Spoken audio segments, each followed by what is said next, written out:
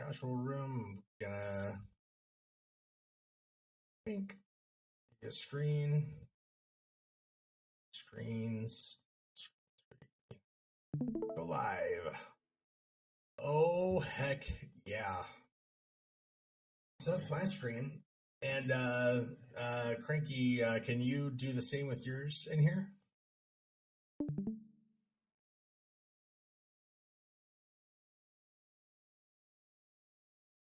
And I don't know if you have an extra, like, just monitor or whatever, but you're probably going to want a whole display. If you have multiple monitors, it'll make it a little easier.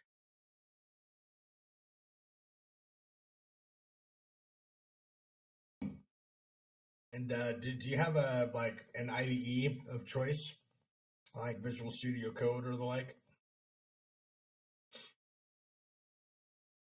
JetBrains, IntelliJ. Oh, apologies. I kept on forgetting to push voice to talk. Yeah, I have IDEA installed. Okay, cool. Yeah, if IDEA is your thing, I do not know exactly how that works, but I'm sure that you'll be up to the task. Okay, so I'll stream, and I'm gonna pop this out. Can you guys see my screen?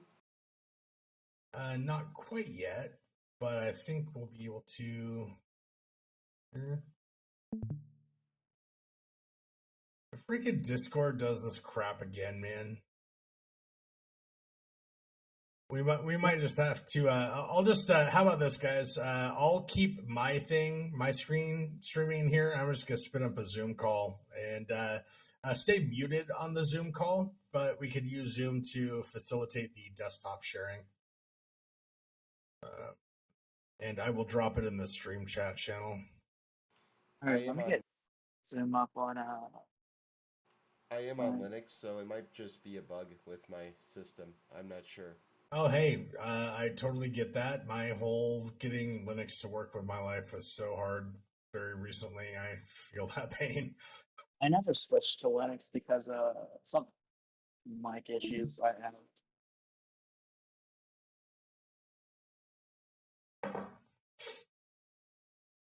So, new meeting. Stop my video. Copy that Schlinky link. And I'm going to just drop this in the stream chat.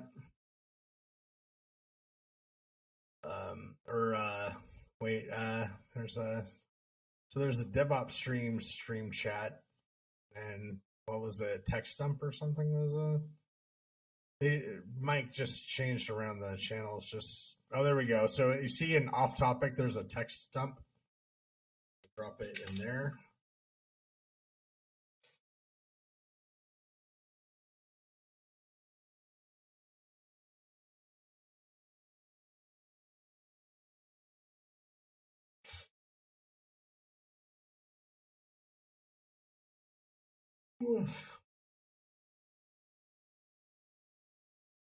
Oh, yeah, my system froze.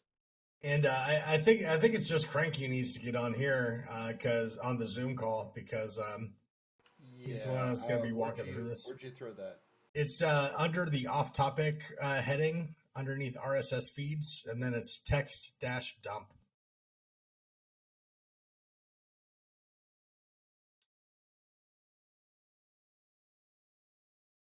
I do not have that channel on my screen.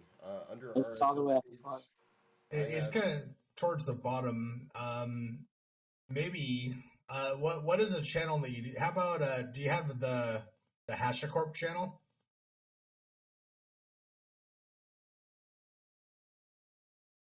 Do you have to accept the community charter thing or something?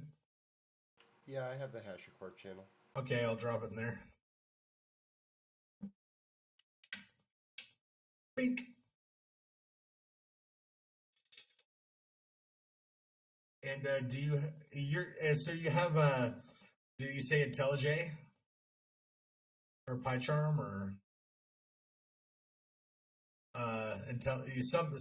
some other ID?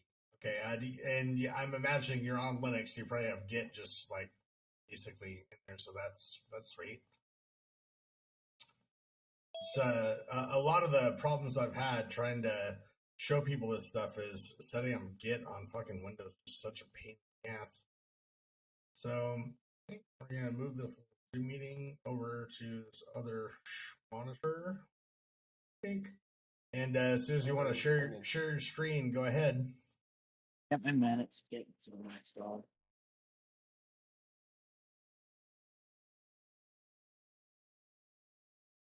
Oh Jesus!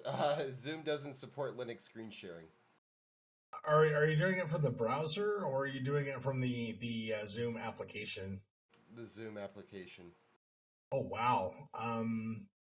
Because I'm definitely on Linux, and I'm definitely able to do it. What flavor of Linux are you on? Are you on Red Hat or Fedora, the latest. Fedora, the latest? Okay. It popped up some sort of message saying that video sharing wasn't available on Wayland. Oh, yeah, that's a Wayland versus X11 thing. Crap.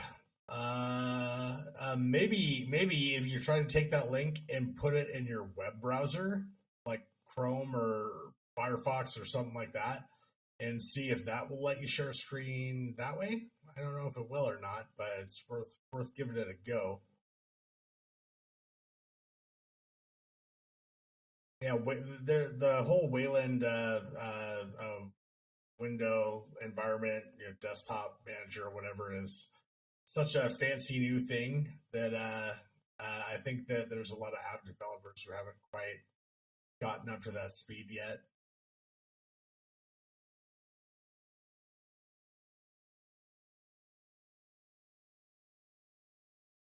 Ugh.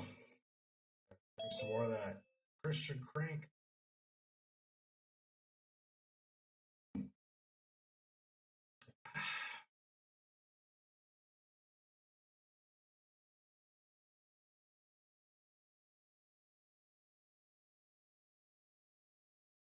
There's your smiling face.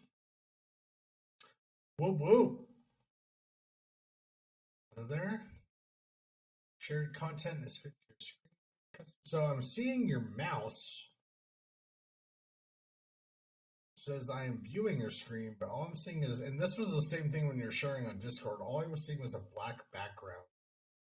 So, I don't know. Jesus, I keep on forgetting that I have to push a fucking key. Yeah, so that's definitely really interesting. I don't know what's going on. What Linux distro are you using? I'm on Ubuntu 2004. I think that I don't know if you're there when I was talking about this hot take on your server the other day that like we all have our preferences and we've all come by them from whatever reasons, but for me, I'm Ubuntu Debian all the way, baby. The only time that I ever, fuck with RHEL or Sedge or anything like that is when I'm working in a customer environment that has that constraint. But what I found is that Ubuntu, LTS, especially with the HWE, the hardware enablement stack, tends to be the most reliable in the sense of like Linux persnickety bullshit with hardware. But I still really wish I wasn't running Linux on the desktop almost every day that I'm doing it. Well, I mean, I guess mine's actually been dialed in now, but it's not quite. The scaling the mountain to get there was problematic. So let me do a little bit of research from let's see if I can see. So with the new Fedora, latest Fedora X11 instead of Wayland. Let's see if it's something that you could do just for like signing out and signing back in. Figuring Xorg is the default. Oh.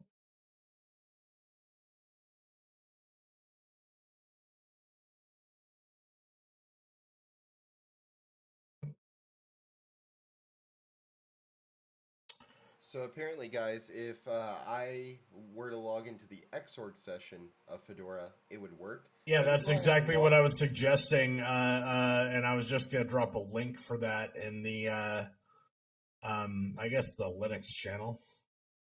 Let me try it. I'll be right back. Oh, sweet. Ugh.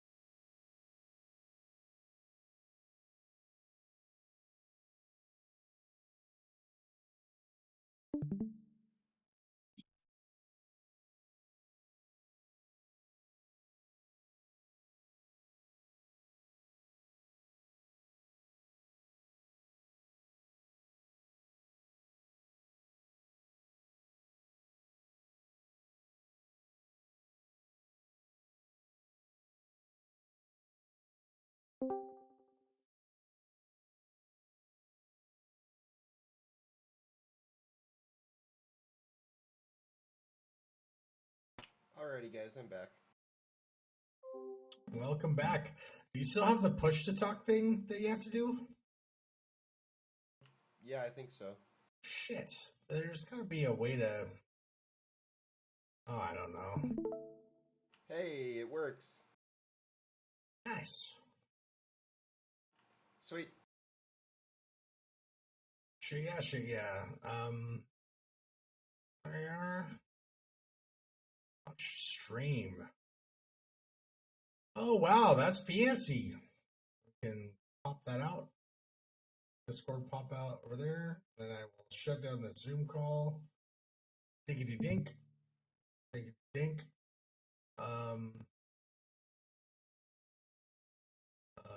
Yeah. So, let's take that kind of go. And kind of like put that link this on top. I think that'll be helpful. So, yeah, man, go ahead and fire up your IDE, get signed into your GitHub account, and also go to terraform.io and sign up for a Terraform Cloud account. It's free, and the best advice I can give you is try to have the same login for everything, so you don't have to remember different logins for different login things, like whatever you picked your handle here. Haha, I forgot to buy this.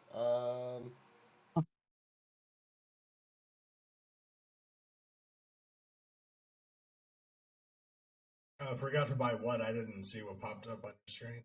I forgot to buy my IDE and stuff like that because I have the paid version installed. Oh, okay. I was going to buy it. I am woefully unprepared. No worries, man. What IDE are you using?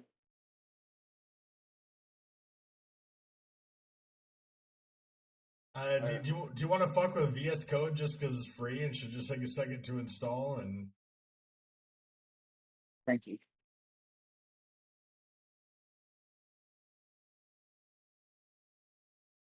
But can you not? Okay.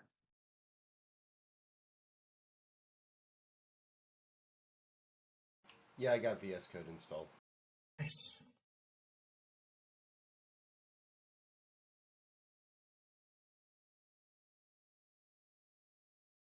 VS Codium sounds fancy. I think it's the free version of VS Code or the open source without all the Microsoft stuff ripped out of it. Oh. Like, yeah. Okay. Yeah, I run the raw dog VS Code because a lot of that Microsoft shit after they bought out GitHub kind of makes it a little more slick integrated in with GitHub if GitHub's your version control thing of choice. But I am, like we're here, man. Fuck it, let's do it live. So let's just check it, let's try it out and see what happens. Okay, 1 second here.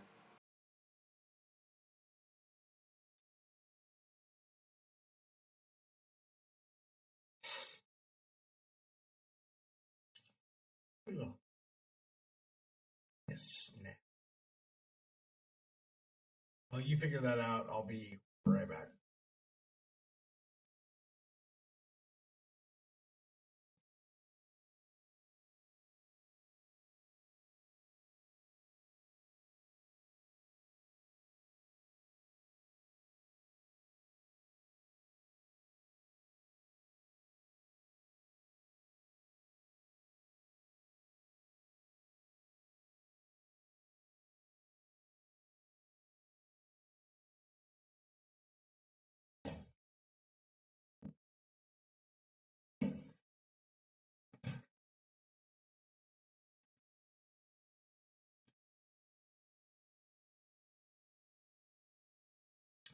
So one of the cool things I always recommend people do with VS Code is sign in first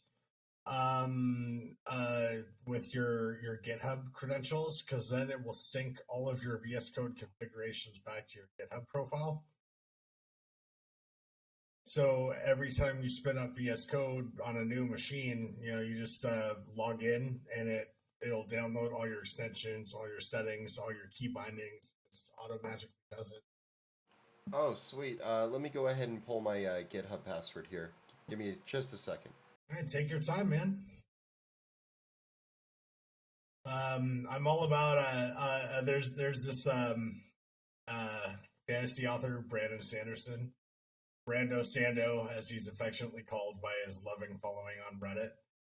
And he has this series called the Stormlight Archive, and there's this like the Order of the Knights Radiant or some shit, and Kumaneko. Hey Kumaneko, I just assigned you the trusted role, so if you leave the voice chat and come back, you should be able to unmute. And there's like these ideals of the Knights Radiant, and the first like strength before weakness, and something life before death, strength before weakness, and journey before destination.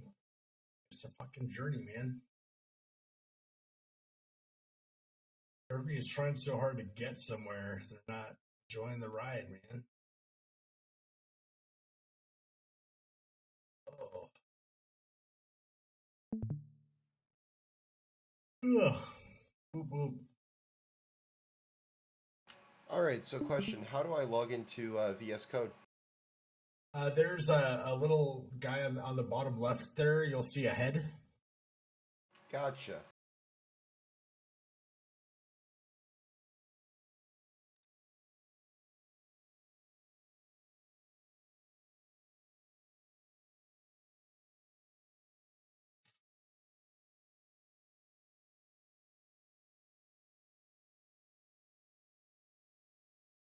Ugh.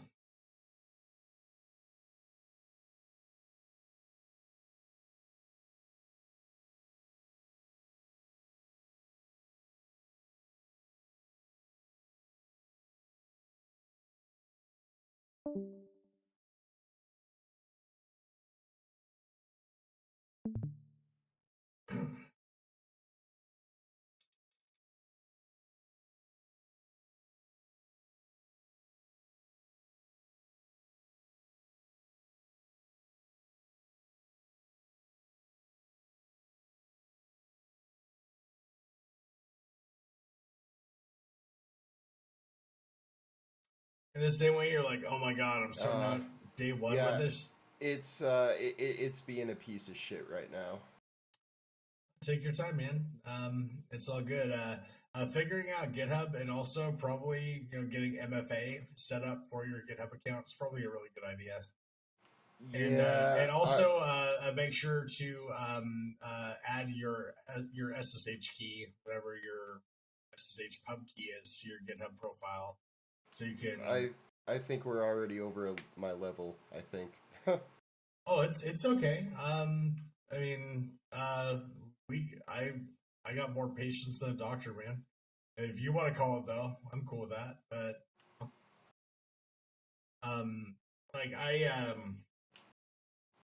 it seems to be my system is just fighting with me right now. Yeah, that's living that the life. Was it Year of the Linux Desktop? It's always the Year of the Linux Desktop. Oh wait, so look at that! No, you got it. Screen. Oh, you got it. Whoa, big. And it's not working though. So you see there where it has paste the token and then press enter. So because we just exposed that on a screen, you need to kill that token. Oh shit. Okay, how the fuck do I do that? I am not sure how to do that, but we can find out. I think this part, if you could just pull up a web browser with your GitHub profile. Could you please turn off push to talk for me? I do not know how to do that. So you it's might not be able to disable it in your user settings feed. Move to roles.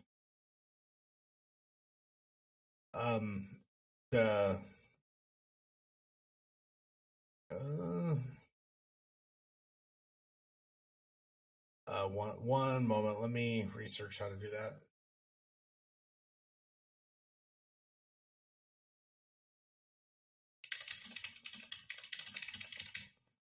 All right, I just revoked that. I went into my GitHub account and I yanked that key. Perfect. Windows key, Discord set. So, I think that if you hit the gear key on the bottom of your Discord window, I think that's a user setting, actually, not a. So I'll drop this in the same Linux channel.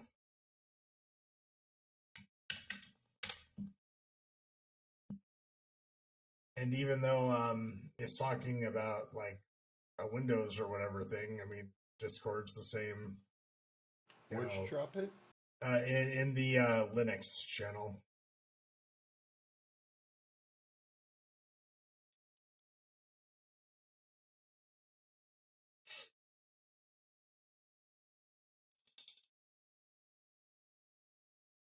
Hey man, what's up?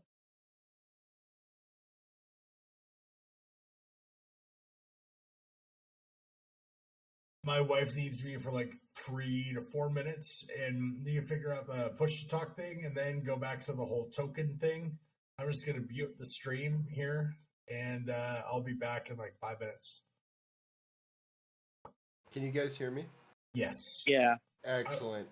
I'll Jesus, be back. That was annoying. Yeah, sorry, man. Hey, my wife. I got a wife calls. 5 minutes. I'll be right back. Sounds good.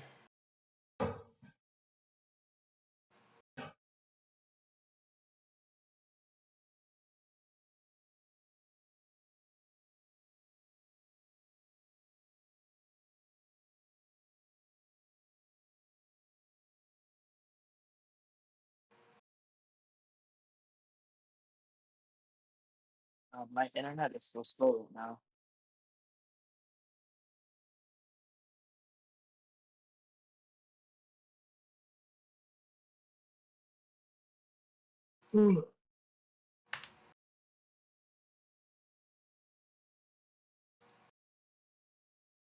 Ha, I got it.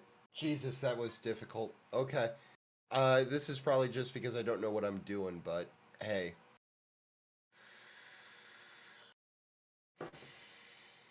Are you still able to hear me, Cranky? Yes, I can. Can you hear me?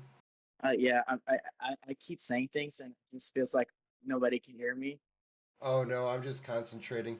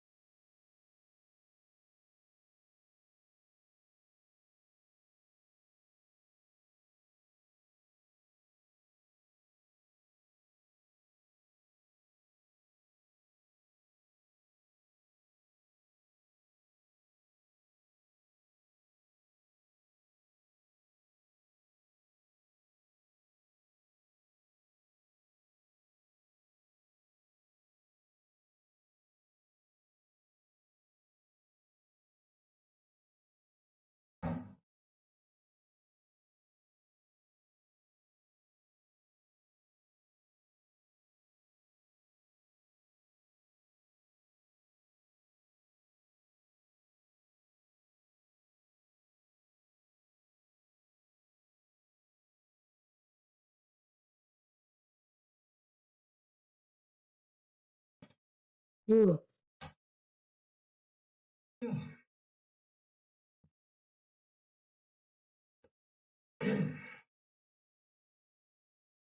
Aws. Sweet. So you got VS Code and you're signed into it? Yeah, I finally got it. It helps when you read the directions. Right? So, I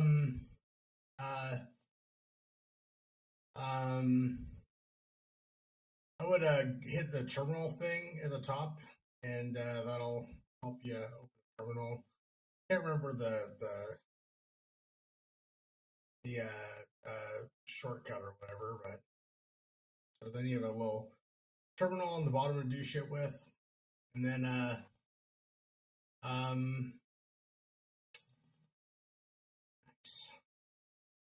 so go ahead and go to terraform.io and sign up for a Terraform Cloud account.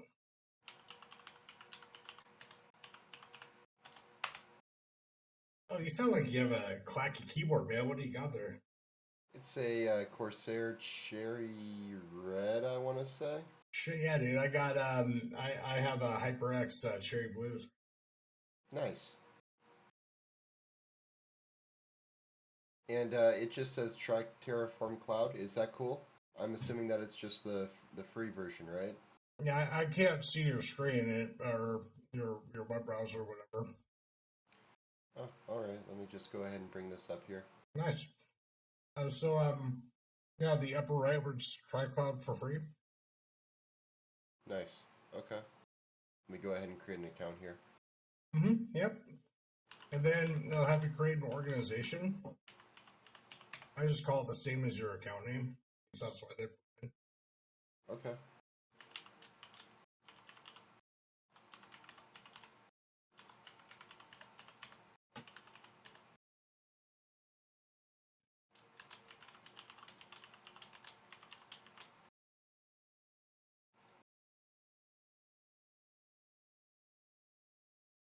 All those fucking chest ledges I had.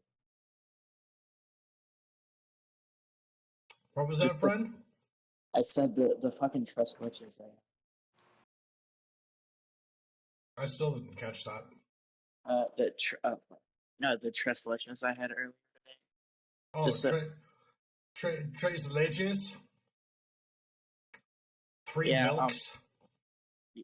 Yeah, I don't know why, but now the thought of food just reminds me of it. It's not that good.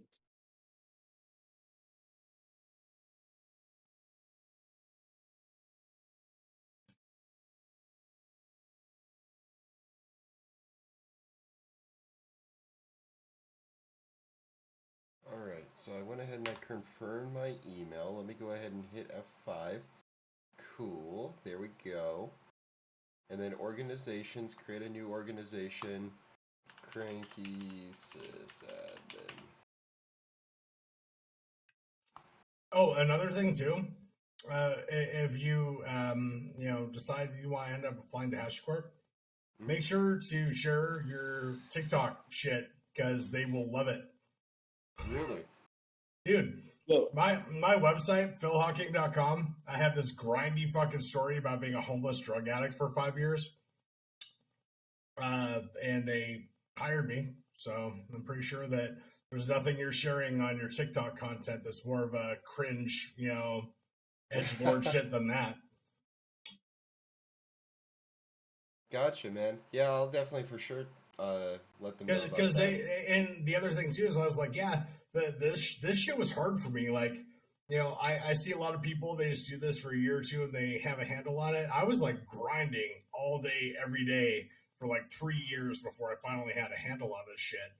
And my cover letter and resume and everything had my GitHub on it and like these repos that were years old with like hundreds of commits with the spurliest fucking messages, man. It's just like nobody knows everything, man. Anybody who thinks they know everything is a fucking liar. Or Yeah, like the boss sure. you're talking about, it's like, so it's just it's so much better to just be humble and be real and own it and like, yeah, this took me some time, but you just got to iterate over your process, man. And it's funny, Alex, he's one of the pro guys on this server, the professional role. He did a little stint in the military, and he told me about the OODA loop, Observe, Orient, Decide, Act. And that pretty much all of life, if you're breaking it down at like an engineering standpoint, you're just doing that same loop just over and over again, every second, every day, with every fucking stupid new thing you have to learn. Right, and I totally agree with you. Like, I know what I know, and that's about it. So, jumping in here with you guys and just kind of playing with things and learning these new concepts. I mean, it's super fun. It's like you said, F it, we'll do it live. So okay, we'll do it. Yeah, fuck it, we'll do it live. And also, like, I'm just as vulgar and crazy and weird and saying all this weird shit and like not being socially acceptable on all my YouTube streams that they saw hours of if they cared to look at it. It's all on my website. Like I was the opposite of like trying to look like your prim fucking LinkedIn. I'm pleased to announce that I've accepted the position of like I'm dead ass opposite of that. Of like fucking 1 sec here. Check this out. I gotta. We're still in the casual room on the Discord, right? I gotta share this shit. Where's my web browser? Blink. Hey, Cranky. Yes, sir. Can you do me a favor? A favor? Yeah, what's going on? Yeah, so on your Discord, do you mind bumping the moderation level down by 1? If it's a 'cause, if it's a community Discord server, I don't think I can, but I'll look at it. Why? What's going on? the phone verification. So I have another account in there because I'm deleting this one, and my phone number is tied to this current account. Oh, gotcha. Yeah, I'll take a look at that. Thank you. So this was in June of 2021, which was what, like 3-4 months before I applied there. And it's like, oh yeah, hey, let's just gladly pay for people to never be able to even fucking talk to us. And then I made this little meme, and I suck at like making memes. It's like, dear God, leave me alone. I don't really exist. 0 in-mail messages. If you don't know how to get in touch with me, you fucking can't. Nice. That's awesome. And that's just me just fucking living my best fucking life, on my website, man. And I don't know why, but they decided to hire my fucking weird, crazy ass, Nice. So, I'm at a screen right now that says create new workspace, and my options are version control workflow, CLI-driven workflow, or API-driven workflow. What so the next thing, before we go farther on that, and because you're not putting in a password or anything, you can just have that on those things so I can see where you're at too. Okay. The next thing you're going to want to do is probably go back to your sneaky window and create an AWS account. Okay. Because want all of that, and nothing that I have you spit up here will cost more than $1, man. Oh, hey, Yasser, what's up, homie? How you doing, bud? Teaching my friends how to terraform, dude. How are you, man?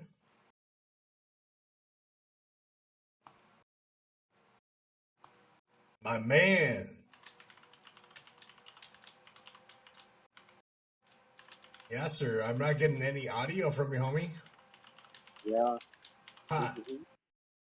There you go. What's up, man? How's it going? Thank you. How are you? Yeah, I'm okay. Just woke up. Oh, geez, man. What time is it there? 12. It's around 12, like. Let me check the time again. Okay, it's 11:16. In the AM? Yeah, AM. Nice. Yeah, thank you. What you doing? We're teaching some fresh blood how to terraform. Cool. If I see the fucking oh god, the captcha on AWS, man. Yeah, it's hard, man. It gets me every fucking time, man. Hate that shit. Make sure to, and if you have a YubiKey, make sure to secure your YubiKey with your I'll AWS probably do that off screen after this. Yeah, I'll probably YubiKey my GitHub account. I'm in the process of switching from LastPass to Bitwarden, so I'm already doing that anyway. It's just some of my older accounts I just haven't gotten to yet. So I thought I delayed that transition for a really long time, but you could just export your vault from LastPass as a JSON, import it right into Bitwarden. Yeah, I was doing that. I was going to do that, but then I'm like, you know what? I'm just going to start clean. I'm going to password roll everything one by one, make sure it's in YubiKey. So you're a boss, dude. Like a boss. Shit on Deborah's desk like a boss. I make copies.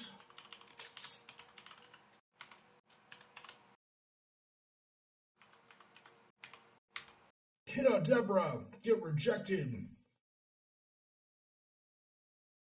The account type is required. What the hell is an account type? I will back later. Be right back. Heck yeah, brother. I want a personal account, correct? Yeah.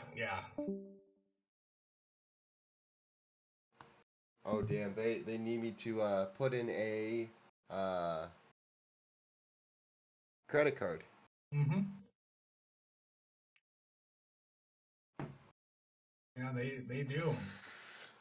All right. Let me get my wallet. Nothing that we do here is gonna cost you more than $1 if like you leave it on for like 5-7 days.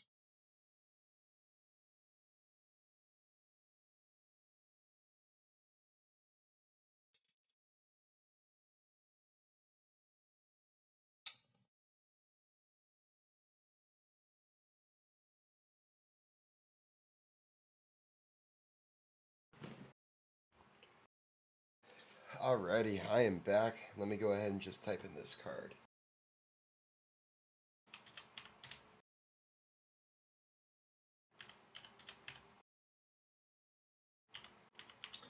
Never thought I'd be on a boat on the big blue watery road. Hey, Poseidon, look at me. Never thought I'd see the day. Got a big boat coming my way. Believe me when I say I fucked a mermaid. Like, that's probably my favorite T-Pain moment of all time right there. Bring it back to like 2 hours ago.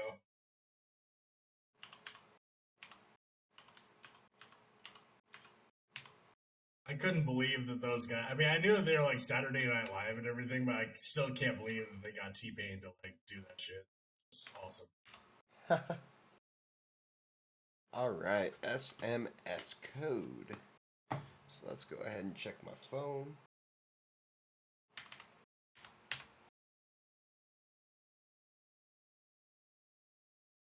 And basic support is cool because I am the support.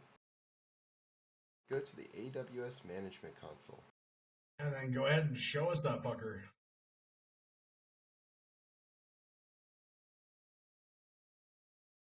All right.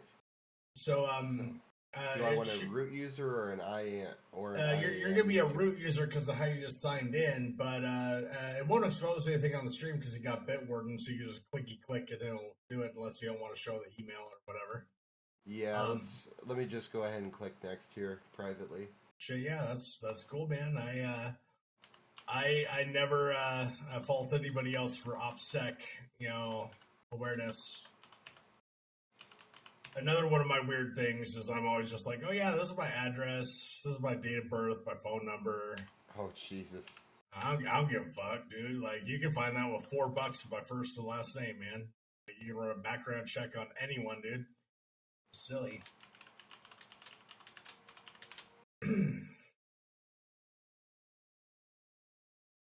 I did that because I had to do that, not because of trying to be sneaky or like had weird vibes for somebody, but to try to find an old friend I just didn't have any contact info for. So I did like a background check. Got like their last 4 addresses, fucking shit. It's like crazy. Nice. Now, do you want me to use the classic management console or do you want me to use the new console? Let's use the classic one just because I think the new one will break my brain. I've already had a lack of sleep. But I imagine as a new practitioner, whenever you're not with me and I am like rested and refreshed, we should probably do the new one. But... yeah, man. If you're free tomorrow night, I'd love to pick back up on this. So... oh no, we are going to get you something deployed that you can fucking SSH into and do shit with before I'm done, man. Like, oh really? Damn, yeah, okay. Dead ass. Like, that's happening. We're right. We're this far already, man. I don't want to tantalize my 0 viewers on stream, that are, and the 0 people that are ever going to watch this on fucking YouTube. But hey, fucking Casper the Ghost might want to terraform some shit. Never know, dude. You never know. Yeah, man. And like the same thing I'm doing with you, dude. Like the two of the people on the server here, Meg and Kat. I did this with both of them. I've done with a couple other people too. Like, I just love getting people on Terraform Cloud. And the thing is, if you're feeling like overwhelmed with all this new shit, it took Brandon like 4 times longer to teach me how to do this than you guys doing it like on these streams, man. So like, don't even feel bad at all. I think I have a way thicker head than most people do. Oh, no worries, man. I literally have ADHD, so squirrel. It's coming, man. Same, man. And I don't take Adderall on the weekends, dude, because I don't have things that I feel like I have to do that I need the executive focus for. dude. So, man, I used to take Adderall, but my doctor pulled some bullshit on me. He's like, "Oh, well, let's go ahead and get you rechecked out by a psychiatrist." I'm like, "I don't want to do that. That's going to cost money." He's like, "Well, no more Adderall for you." So I'm thinking about going back to my old doctor and being just like, "Yo, give me the Adderall." Check it out. You'll get a million ads for like online shit. Don't do that. Do not go to a doctor. Do not go to a primary care practitioner. What you want to find is a psychiatric nurse practitioner. That's the way to go. And you find a psychiatric nurse practitioner that is an older person. You just be like, look, here's the deal. I have a high pressure, high stress job where I have to juggle 10 trillion fucking things. I'm a advanced professional. Like I make like $100,000 a year. I work my ass off in tech, and I need Adderall to get through my fucking work week. And these regular practitioners are thinking that like I'm these single moms sitting at home with no jobs or whatever that are like just needing my candy to get through my day and don't actually have to have focus and shit, and it's impacting my performance at work, and like I need it, and they'll do it, But if you just are like, oh yeah, I want Adderall because I used to have it, now I don't, and you don't give them like that whole like spiel or whatever, they'll just be like, oh well, you're drug seeking or whatever, right? But you're just like, look, I fucking had it for years, and then this guy fucked me off, and now I'm struggling at work, and please, dear God, help. That like the people that actually do like psychiatric med management in that capacity, they tend to be working with like people who've been hospitalized a lot of times, and like schizophrenic and fucking on heavy fucking shit. So somebody who just wants a little bit of Adderall to like be productive and get their shit done, they're like, here, have fun. Yeah, for sure. I'll definitely take a look into that. I'm on the AWS Management Console now, so we should be good to go. What do we do after this? So now what we're going to want to do is open up your GitHub tab, and we're going to want to clone a repo. All right, I'm on my GitHub. What repo? And so I at this point, now that you're signed into anything, like there's gonna be specific times where we have to put secrets in, where you're gonna want to like do that on a different screen, but it'll be helpful for everybody to see all this stuff as you're doing it, and for me to guide you in that sense. So sweet. So you have all this stuff here. Let me find you. Probably the quickest thing to stand up that I have off mine. Super simple. Not the TIG netbox. This will work right here. I'll drop this in where you at? HashiCorp, I think. All right. Let me go back to HashiCorp here. If I can find the damn thing. There it is.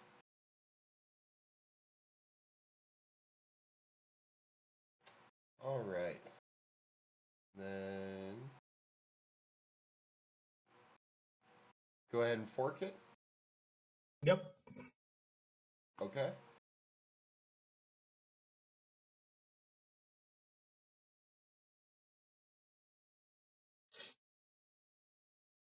All right, and then if I were to go back to my account over here, oops. If I were to go back to my account, this I would take right? that tab that you have for the Terraform new workspace and drop it onto this browser, so then we have all of them together on one browser. I think then you can just go between them. All right, cool. Oh, good to go. Yeah. Oh, and also the AWS one too, because we're gonna have to do that. Okay. Nice. So then they're in new workspace. New workspace. Where is that? That's your Terraform Cloud, the second one in. Yep. I do version control workflow. GitHub. And for your own GitHub account, yeah, just github.com, and then it's going to ask you if you want to do it for a specific repo or the entire account. You want to authorize it for the entire account because there's going to be all sorts of your projects later on down the road, and you don't want to do per repo. It's just a pain in the ass. Failed to install GitHub app. Please disable pop-up Pop-up blocker. blockers. God dingus, damn it. Shit, piss, butt, cunt, cocksucker, motherfucker, dishwasher, swat. I fucked your mom. I miss that old Blink-182 like attitude, man. Just like, we don't even care. We're just here for the lulz. Oh, yeah.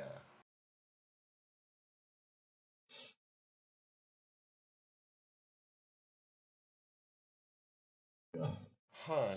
I already turned off my pop-up blocker. You know what? Let me go... And my ad blocker as well. Let me... Yeah, you might have to hit F5 on the overall thing and then do the whole thing again. Jesus. Blame all those fucking Next.js React fuckers, man. Man, fuck them. Oh, Jesus, it's still happening. Okay, let me go into my settings. Pop up. Okay, so nothing found in settings. Pop-ups and more.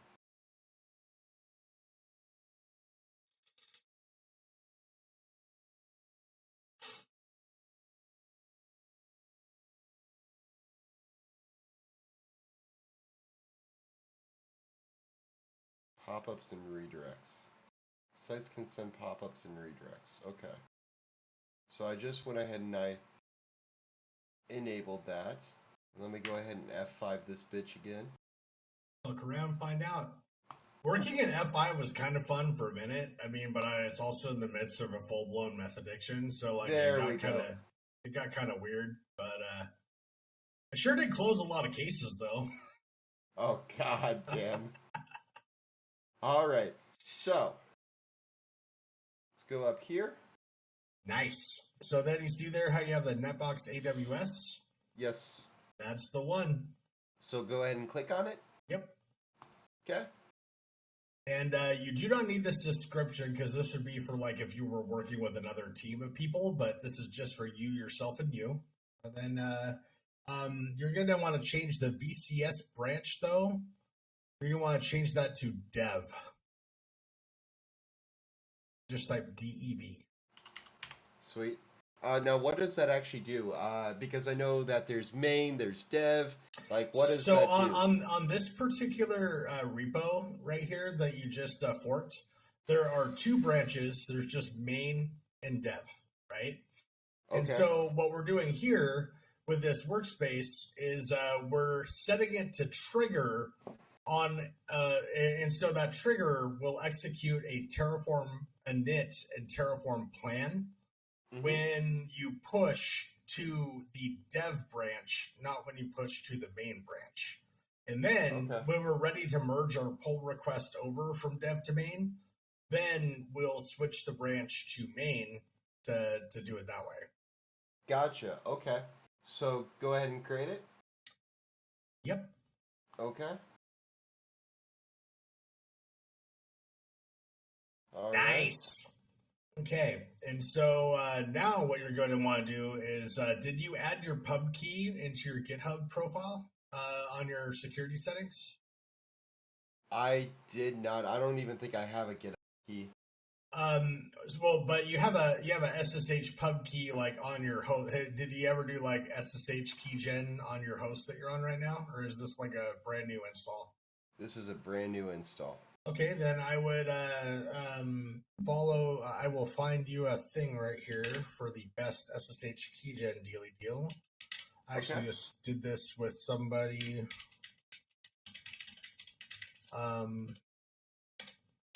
Just this like is awesome because I have never touched GitHub. I literally created the account so I could reserve my username online. That's exactly the way to do it, man. I did the same thing in 2012. And I never knew how to use any of that shit. So binky bink. Now this is the thing here is when you're starting to use SSH for authentication to things,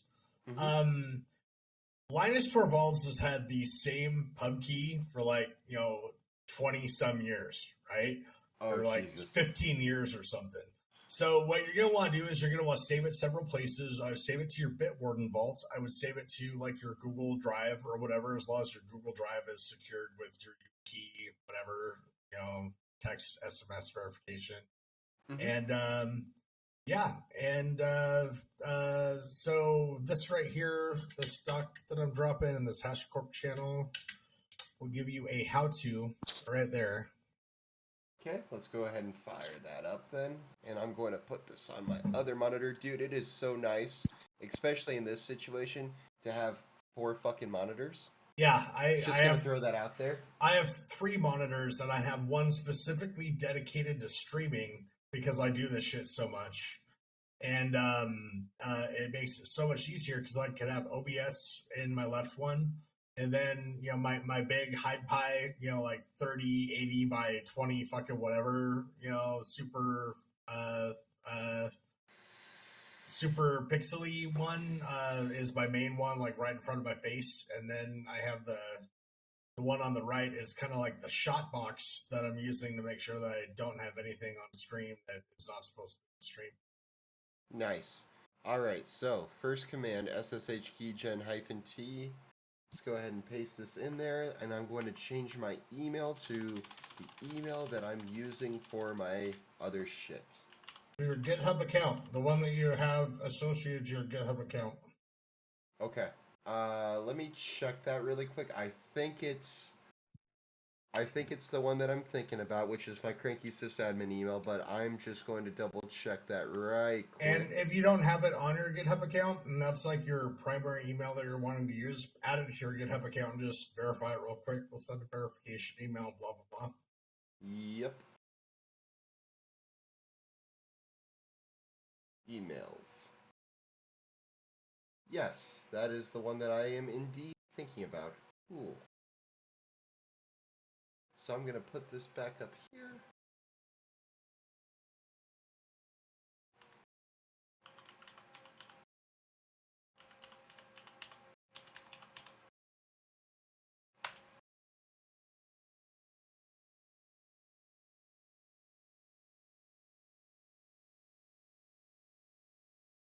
And that's going to save it to home crankysysadmin.ssh id blah blah blah. I'm just going to go with that. Yes. Enter passphrase, absolutely. Let's go ahead absolutely. and... always password protect your SSH keys. And when you... I'm not a complete idiot. And you can use them with YubiKey, what I understand as well, but I've never tried that. Yeah, but the thing is, as long as you have a passphrase on your key, even if somebody manages to swipe your key, also as long as your file system's encrypted or it's like a laptop that somebody can like take, My file system is encrypted. Yep. Then you're good to go, man. You're 10 steps ahead of the game security-wise compared to a lot of the people stepping in this space. So that's Sweet. good that you have that background. And that is a strength that you have that a lot of other people getting into the space do not have. Awesome. So I have an SSH key. What do I do now? So it generated it and it saved it in that area. I would say and the first SSH, yep. Yeah, I'd say the first thing that you want to do is save that to your Bitwarden account. And the second thing would be to put it on your Google Drive. And then after that, you can cat, your home with like the tilde squiggly, .ssh, and then ID underscore whatever that ed whatever, and then .pub. And that's your pub key. That's your public key. You never want to reveal your private key, but even if you did, it's protected with a passphrase, so nobody can fucking do anything with it. But still, like, you know what I mean? Yeah. So that is 519. Yes. So I have my private key, and then I have my key.pub. I'm assuming .pub is my public key, correct? Mm-hmm. Yep. And then do I want to save now? Do I want to save both of those to my account, or to another account, or just my public? Well, the thing is, you never share anything but your pub key with anything that is not you on your workstations that you own that you use all the time. Okay. The only thing, if anything is asking for your private key, it's a trap, just like Admiral Akbar.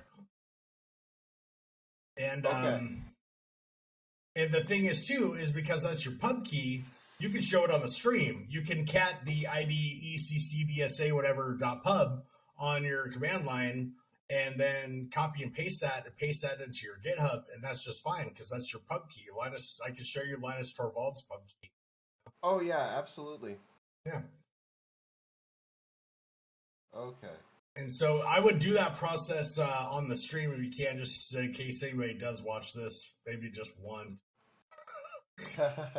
Okay. I doubt it. So but... I went ahead and I backed up my keys. So what do I do now? I would just throw up a terminal and then cat your pub key, and then I'll show you the part to copy and paste in your GitHub profile, and you can do that all on the stream because it's your pub key and it's not gonna be anything that anybody can't see. Okay. 1 second. Pretty soon here, though, we are going to generate an AWS API key, and that's a whole different thing that I'll just have to tell you how to do it and not have you do like sharing that at all. All right, so it's cool if I bring my pub key up on stream, correct? Yep. I'll show you mine if you show me yours. Okay, here it is. So, then you just take the, so no white space on it. So just take the M on the right and then just grab that, copy that. Okay, copied. And then go to your happy face in the upper right hand corner of GitHub and click on that, and then settings.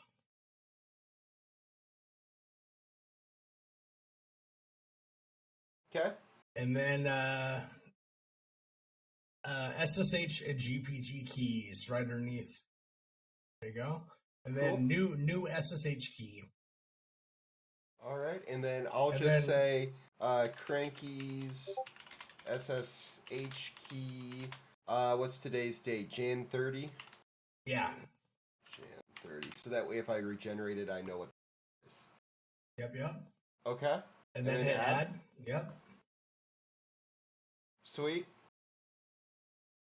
Nice. There it is. There she did. So now you're going to want to go to the repository that we just created. Okay, and that would be back on my happy face under profile, correct?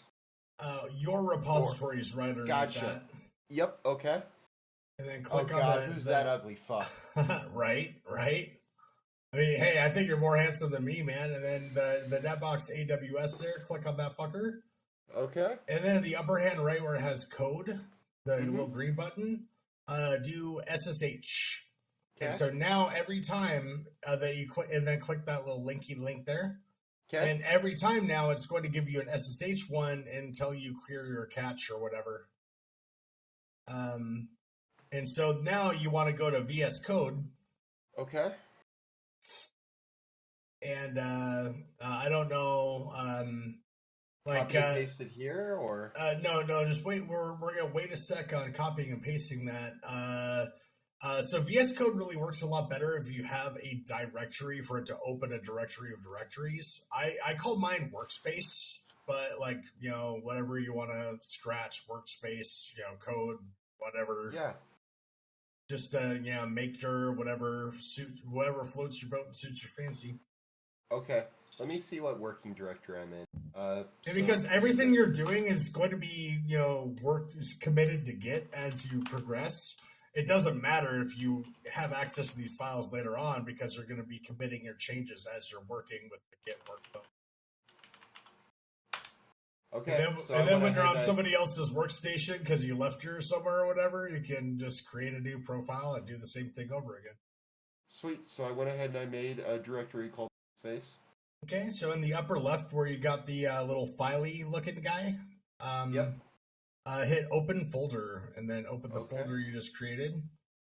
Okay. Let's see here. Workspace. Okay. Excellent. And then yes, trust this. Yes, trust it and check the little box because you're the author of this. And Okay. then I think, I don't know if it's Control T to invoke a terminal or that might be a shortcut. I don't know. No, yeah. Control Shift plus. Yeah, fucking something. I don't Yeah. know. I need to change that keybind. Control T is a little bit more human. Yeah, and probably you're a Vim person, right? Yeah, I like Vim. Then you're probably going to want to, before we even get started with VS Code fucking run, you're probably going to want to install the Vim Key Bindings extension. And Okay. you can do that just right there in VS Code. There's the little guy on the left there, the little like box thing on the bottom with the cube popping out. Just type Vim Key Bindings. This one right here. That's the one right there. And then you can just click install on it. All right, cool. It looks like I got it. Shit, yeah. And then close this little guy and go back to your little filey, dude. Okay. And then down in your terminal, just right click. Mm-hmm. And it's going to give you the whole, SSH connecting to a new host. Do you trust this? Type yes bullshit. Okay. Sorry. Git clone. And then Oh. right click. Sorry. Yeah, and don't feel bad, man. It took me so fucking long to get the hang of Git, dude. Once you do, it's there, it sticks, but it took me like months of doing this all day, every day. And if you're encrypted, I would just do the automatically thing personally. Like, nobody else is going to get in there. All right, looks like it's cloning her in. All right, look at that code. And then in your little workspace down there, the terminal, just CD to that directory that you just created. So CD workspace. Sweet. Oh, it said no such file or directory, but the netbox AWS because I think you're already in workspace. Gotcha. Okay. Yeah. So we're already where I need to be, right? No, you're in the workspace container folder, and you just you cloned a repo that created a netbox -AWS. So if you just type CD space N and then tab, it'll bink. Gotcha. Okay, And now cool. you're going to want to git switch and then dev.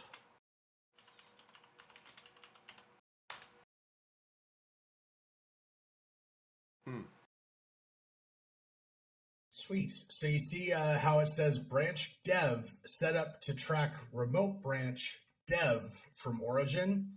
So Yeah. origin always refers to the remote repository, right? Whether it's GitLab, Bitbucket, fucking whatever, right? Mhm. And then, it's saying we switched to a new branch. And I don't know if you're like a ZSH person or Bash or whatever. There's a power line is a thing that will change your command prompts, and I could show you like what it looks like on mine here in just one sec, just to give you an idea. That I find to be invaluable when you're doing this frequently is right. So so I'll CD to my workspace, and then console vagrant. Wait, no, not that one. That's AWS Ubuntu RSI, right? So you see that little guy there? It says I'm already on the dev branch in this Git repository, and it shows us that. And whenever I switch the branch, it'll be something else. If I go into another repo like CTF EKS learning cluster, that's also dev. And then AWS Ghost, that one's main. So what I find to be handy about having Powerline enabled, and it can be kind of a bitch because you have to like get the Powerline patched fonts, and that can be a pain regardless of your distro. But that's for another time, another day. But once you have that, like for me, I find that that's super helpful because it helps me from, not committing to the wrong branch, if that makes sense. Yeah. But that's just a pro tip for later on. For right now, you're going to want to double click on the variables.tf on the left on the workspace there. And then you're going to get a handy dandy thing in the upper right where it says search marketplace for things to handle TF, and then just hit search the marketplace or whatever, and it will. Oh, here it is. And then it will pop you to the Terraform, HashiCorp Terraform with the official thing, and then hit install. And all right, cool. So then that will lint and highlight your Terraform code and all other HCL stuff. It was this one, right? Variables.tf is what we're gonna go through. Cool. And then go to the main.tf and then right click on it. All right. And then open to the right. Open to the side, yeah, sorry. On the top. Is you could drag that across or whatever. And so now you have two little, it's just kind of like, doing a split in Vim, Oh, nice. Open multiple editors. So, and you can have multiple tabs opening multiple files in each one, and you could do pretty much as many splits as your heart desires and your screen resolution will allow. And so another one there I would do is, so we have the variables. Go ahead and right-click on the netbox sh, and then over to the side, and the same with the cloud.net YAML on the top there. Nice! Sweet.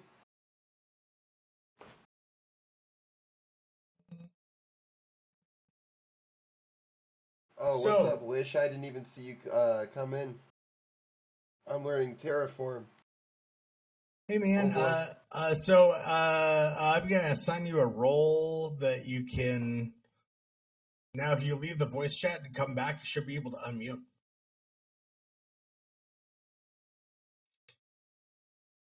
Maybe he's just observing. That is if you want to talk to us with the melodious, sonorous tones of your voice.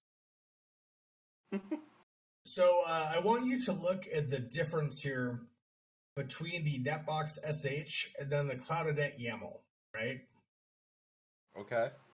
So, I'm imagining that, with your current role, your current interests, probably have a home lab, probably working with like premise infra type things, configuration as code is going to be a thing that you're going to be fucking with, right? Absolutely. That's actually what I want to learn, like really badly. So there's a huge distinction between IAC and CAC, infrastructure as code versus configuration as code, right? Okay. Now, at HashiCorp, we have a very, very hard take on immutable infrastructure, and that everything should be as code, and everything should be Git-driven workflows, and with continuous integration, continuous deployment, right? Mm-hmm. So a problem, and there's a great talk, I could link you to it later on about the Armand and Mitchell talking about it. But if you have something that's a piece of infrastructure that you spin up that's version 1.0, and then you're trying to nudge that over to 1.1, right? Mm-hmm. And you try to change the configuration of the running, piece, it's kind of like Schrodinger's cat. You have no way of validating that it actually meets the constraint of that version 1.1. There's a possibility that you ran Ansible or Puppet or Chef or some shit against it and errored out, but that doesn't mean it's going to kill the running instance, right? Right. And you don't have any way to automate tests, that let you know whether or not, your desired state was achieved inside of a pipeline. So something that, and this is a thing that I kind of toe the party line on this one. Not everybody on the DevOps/Discord agrees with me necessarily about how hard of a line I take on this, but for me, I'm pretty hard about it. And again, just like you like running Fedora and I like running Ubuntu, preferences are preferences, right? And that's the thing, is that it just has to match with your own overall use case and scenario. And just because we have like things that we try to generally do in a practice doesn't mean that it's going to apply to every single situation. And you're a clever person and you use your discretion there, right? But the way that I spin fucking absolutely goddamn everything up is with Cloud Init user data passed as base 64 to the initial payload when you spin up the machine, right? That's something that like when you're in Pixie type environments and you're like really big metal as a service data center type things, you'll have like an image and then you'll push a script that is that Cloud Init. So that Cloud Init YAML right there is what's going to get pushed, right? Okay. And the difference between the Cloud Init YAML and the netbox sh is you'll notice that the netbox sh is just fucking YAMLified at the very bottom as a file that the Cloud Init drops off in the Ubuntu user's home directory. Okay. You see that? Does that track? Like if you look at it line for line?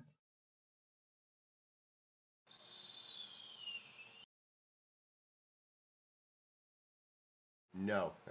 Could you kind of go into more depth for that?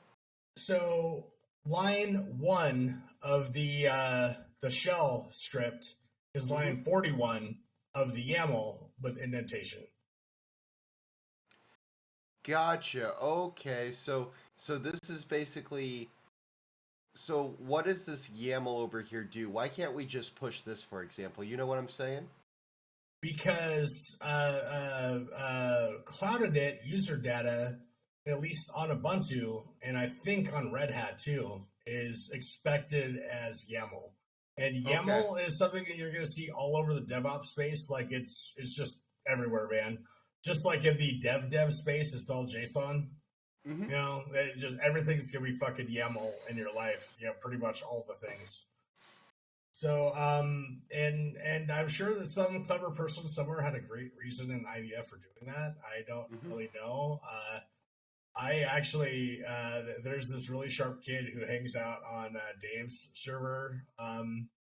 That I was helping him stand up. Like he's like 15, just like a genius. So I was helping him stand up a fucking Ubuntu server in his home lab at home today, and I never really had to fuck with the fancy new net plan bullshit, and all the net plan stuff is in YAML now. It's all systemd, and God, I hate systemd. Because I'm old. I'm fucking old, dude. It's not like it isn't better or whatever, but like I understand the reasoning behind it. The same way that like using the IP command instead of fucking ifconfig, it just like I'm old, dude.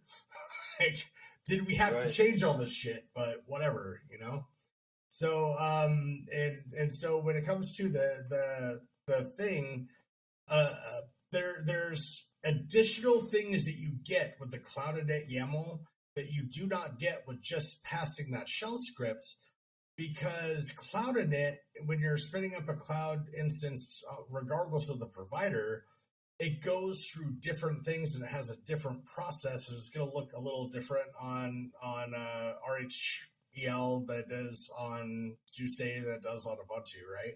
Yeah. But you see there how it has packages, and so what that does is that basically just apt update, apt get those. Those are your quote dependencies, right? Yeah. Those are the dependencies that we have, and then underneath it, we have to create a group for the Docker user, right? For the containerd to run underneath. Correct. Yep. And then it has that run command. And that run command you see is calling apt stuff specifically because we have to throw the key into the apt sources in order to be able to do apt get on those things. So that's why those packages are not higher up, because that fires off before the next thing, right? And Right. there's no way just defining the packages to say, oh, I actually need to add an app source so I can fetch that package. So it's kind of like dumb and counterintuitive, just like a lot of things in fucking OSS, but like it's just being a Unix beard, you know? And Right. I did not know shit about piss about fuck about any of this shit 12 months ago. Like I was like, what the fuck? I don't know how any of this, cloud and net bullshit works. And it was frustrating and difficult, but I learned it. Teach me your ways, Phil, because I'm where you are about 7 months ago. You will pick this up so much faster than me, dude. I think I had a pretty severe traumatic brain injury in like 2014, and so I think that might be part of why I was so slow at this. But I'm also just like old and not as sharp as a lot of people, man, because I spent a lot of time drinking and drugging and making bad decisions and kind of fucking off when other people are taking their career seriously. So it's kind of like here I am. I'm almost 40, and these kids that have like 6 years of experience in their 20s are kicking the pants off me. So You're giving me a lot of credit where credit is not due, man. I'm not saying just for you, dude. There's literally this kid on my team. He got hired as a junior. We don't hire a lot of juniors, but he got hired as a junior, right? Okay. I had this call the other day, dude, where that when you're on those big ass calls on the conference bridge with like 20 people, they're all super important tech bros trying to get out of this fucking call and fix it, right? And you're trying to get a meeting of the minds. The more bodies you throw at it, the quicker it's going to be, right? Right. And I'm betting most of these people had 15, 20 years of experience and were probably stupid, like $200,000-$300,000. There's probably like $1 million of fucking engineers on the call, right? Mm-hmm. And this kid who's a junior is teaching their architects how to fucking Kubernetes, bro. Oh, Jesus. He only has 4 years of experience. He got out of college, worked at a freaking Opsgenie in Atlassian, bought him out, and then he moved on to HashiCorp, man. And he's only been in the entire industry, like actually working out of school for like 4 years, something like that. Beats the fucking pants off me, dude. And honestly, the only reason that I rate senior and that he doesn't is he's not confident enough to push back on these people when they're being assholes that are trying to do a dumbass thing that's going to make them hate life later on. And I am. I'll be that guy. I'll be like, hey, you know what? You might be mad at me now, dude, but you'll be really fucking happy that I shut your ass down in like 6 months or a year and your stuff isn't broken every 5 minutes because you're trying to do something dumb, And he doesn't have the chutzpah to do that because he's still like the new kid on the block, right? But he still knows the products in Kubernetes fucking way better than I probably will the next 2 years. Gotcha. So, yeah, man, that was a long story. But you see, now if you look at the main TF, this is about as bare-ass simple as a main TF can get, right? Mm-hmm. You have your region, which is the var AWS region. And you'll note on yours that the default is US West 2. I'm imagining, I think there's one in Ohio that would be geographically closer to you for a AWS region. Let me check that because I thought I saw something different. I could be totally freaking wrong. No, I'm in Virginia, US East 1. Oh, so no, that's where your AWS landing. It always will land on US East 1. They default to that. That's the first AWS availability zone, and it's also one of the most expensive ones to run in. Gotcha. So, why is that? Like, what's the difference between the East 2 and West 1 and West 2? West 1 is the absolute most expensive AWS zone in the United States to use because it's in Silicon Valley. Gotcha. And US West 2 is the cheapest one to use, but we're talking like at the scale of stuff you and I are doing, you won't even notice a difference, honestly, right? But Gotcha. in the scale of like, organization, even with a small workload, it could be like $30 to $500 a month, depending on how many resources they have spun up in it, right? But why is it more expensive? Do those instances have more chutzpah, or is it just the location itself where that metal is located? It's just the location where the metal is located. Okay. The reason that US West 1 costs the most is because there's so many companies in the Bay that are stupid $1 billion, we do whatever the fuck we want companies that are willing to pay that premium to have an extra 1.5 milliseconds less of latency on their shit than, spinning it up in a different, availability zone. Does that make sense? Or a different region is the term? Absolutely. Gotcha. Okay. And US West 2 is the cheapest because the Pacific Northwest has a glut of cheap hydroelectric energy.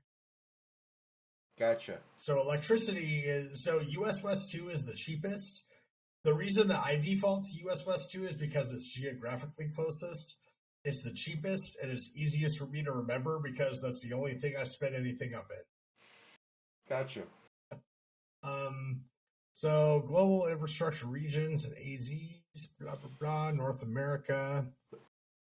So there's US East, US West, GovCloud, US West. So US East Ohio region, 2016. So I was pretty sure that was the one that we were thinking of. I think that's US East 2. Just double check. Regions. Yeah, Ohio is US East 2. Yeah, so you're going to want to change that to US East 2, probably. Okay. I went ahead and I just changed it. Management console reloaded. Oops, sorry. Yeah. We're not even we ain't even fucking with the AWS management console. I'm talking about in the variables.tf in the very left of your code there. Oh. It's on line 9. One pane to the left of that one. Gotcha. Okay, and we want to change this to US East 2. So if you just go to the middle one, you can just use Vim. So you can do like CW to change word or whatever. Or however you navigate Vim.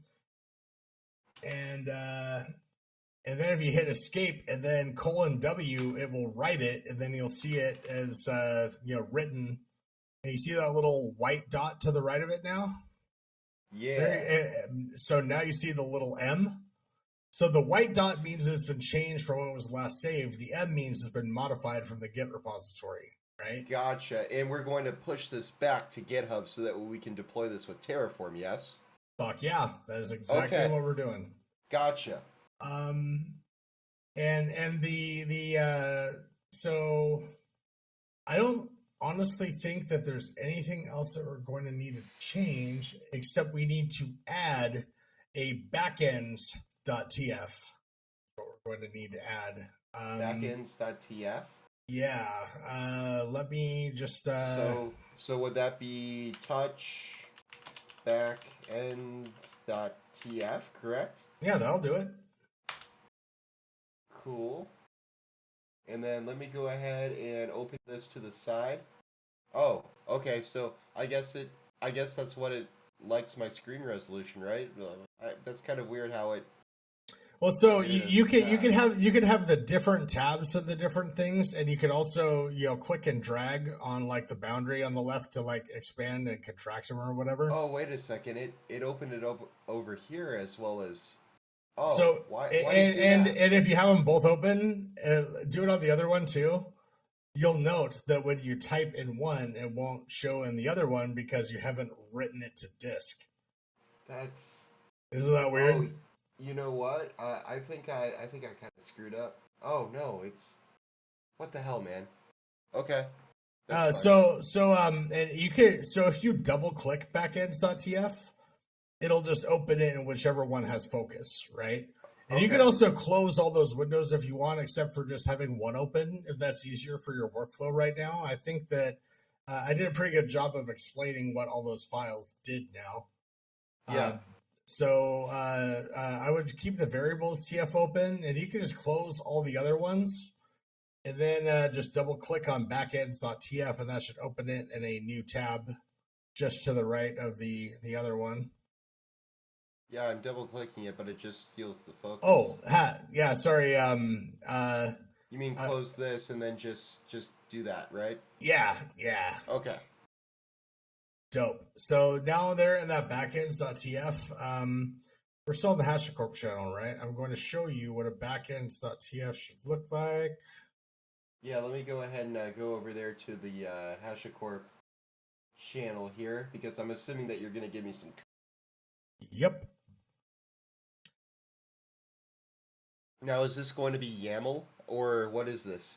This is HCL, or HashiCorp Configuration Language. So that's their proprietary language. Okay, gotcha. And think of HashiCorp as it's really similar to YAML, but there is like logic in there. Like there can be if and conditional count statements, for loops, all sorts of shit. But Gotcha. honestly, a good rule of thumb to follow when you're writing Terraform code, you should never use any logic in it at all. You should have it be as close to a flat declarative YAML file as possible, because you never know the skill and understanding level of the person following up behind you to fucking work on something.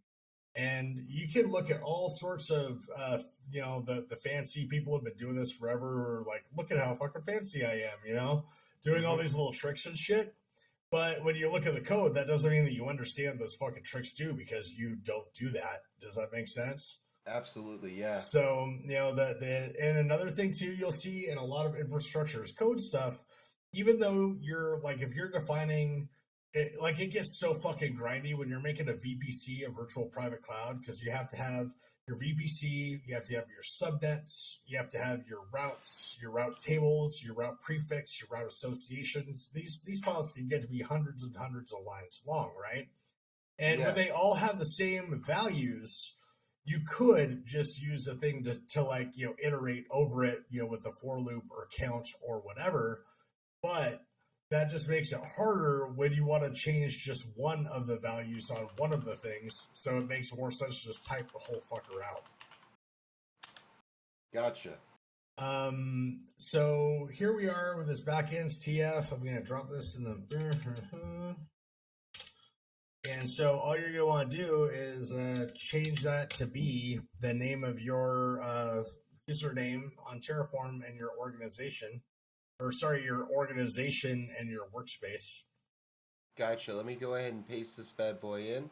Also, another thing too, and this is, I guess it's a thing with like almost all coding, like that real developers just know, but I didn't know until I started running tests on my shit. You're supposed to have an empty new line, and you'll note that I don't have it on these other files that haven't changed yet. You're supposed to have an empty new line at the end of every file. So like you'll notice on the one all the way on the left, the variables.tf, there's on line 11, there's an empty new line, but on this one there's not. So I would just add a line, at the end of it, so there's a blank line at the end of all those files, just to get yourself in the habit of that. Where would you like the blank line at? Like what line should I do a break? I would just click to the right of the curly brace on 10. And then, because you're using Vim Key Bindings, I would just hit O to open line underneath. Oh, sorry, you're in edit mode. But if you hit escape and then O. And then you can do escape and then :W enter, and then that'll write that fucker. Big. Okay. Look at that shit. I think we should be good to go. Nice. Yep. And so then you see there how it has on the bottom there TCU micro and then var key name. So now what we have to do is we have to populate these variables, but you do not have an access key, you do not have a secret key, and you do not have a SSH key that says Terraform in it, right? So I do not. So what I would suggest is we go to your AWS console now, because okay. So this is the. Should I put this up on screen? No, you should not. Okay. Go to the AWS console, and I think I could bring mine up on screen to show you what it looks like without actually doing it. So if I'm to console, AWS, Amazon, blah blah blah.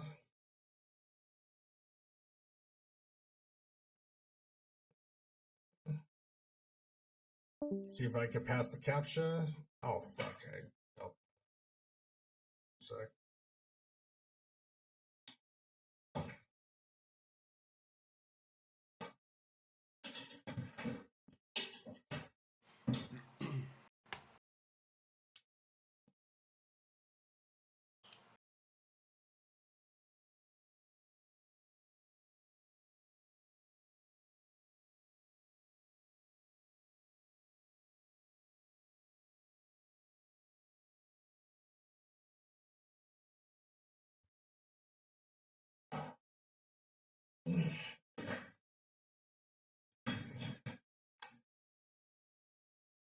Oof.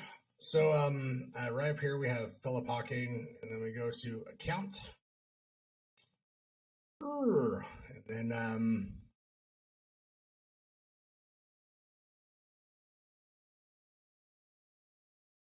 security credentials. There we go. Right. Let me get their security credentials.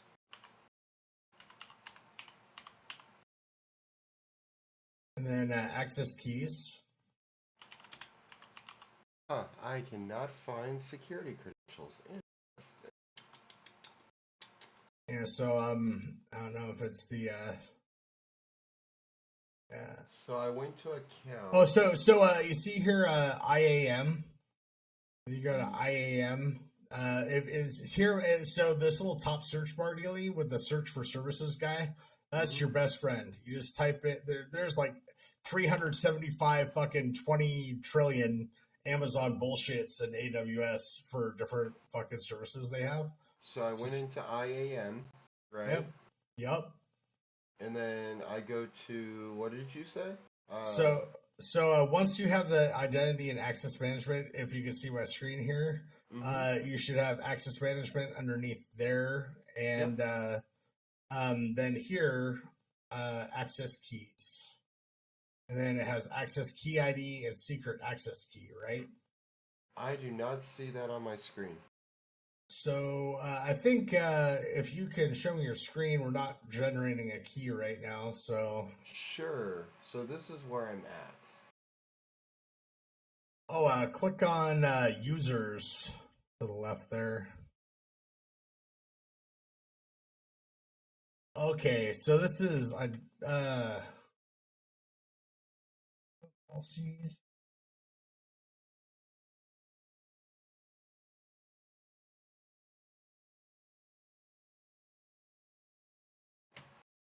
So was this a you created this as a personal account, right? Yes. Click on dashboard to the left Okay. there. Where? Just to the left of where your cursor just was, where it has search IAM and then dashboard. Left. Yes. Okay. So you see how it has add MFA for root user, Mm-hmm. then user groups, whatever, roles, policies.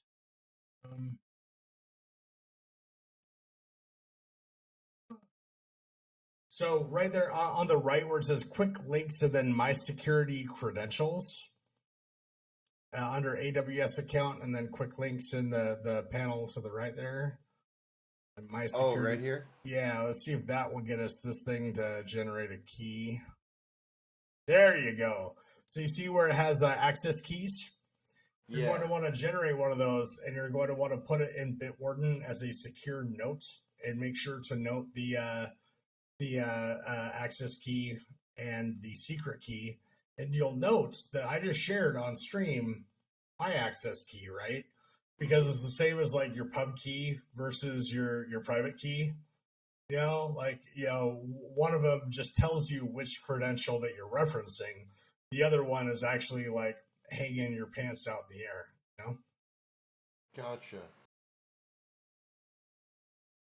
All right, so let me open this up.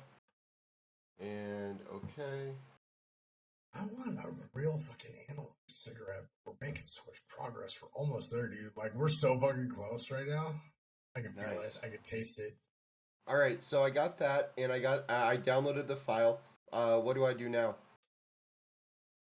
So now you're going to want to go to your Terraform workspace, and you're going to want to take your Terraform like workspace fucking tab that you have in your browser, and you're going to want to put it like windowed to the side of your versions thing that you have there in your IDE, so you can look at the variables of the code while you take the variables and you type them into your browser.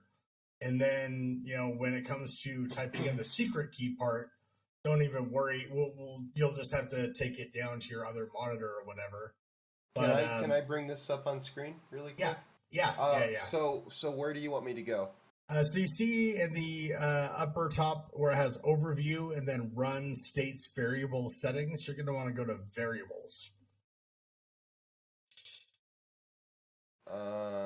Where's variables?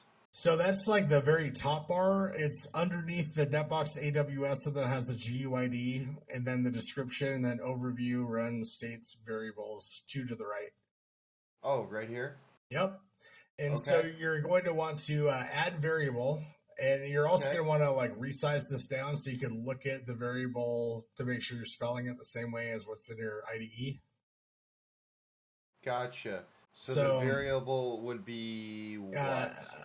On the variables TF all the way to the left there, so you have an access underscore key, a secret underscore key. Gotcha.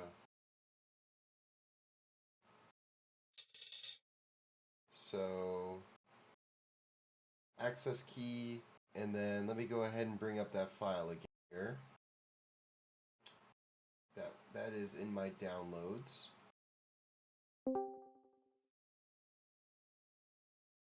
Oh, come on, you piece of shit. Just open it. Oh my god.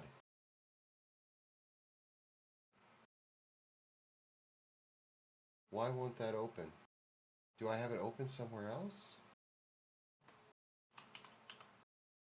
Oh, I do. Shit, that's why. Ah! Alright.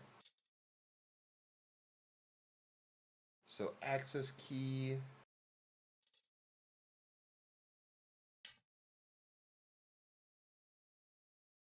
Variable description. I'm just going to call that access key.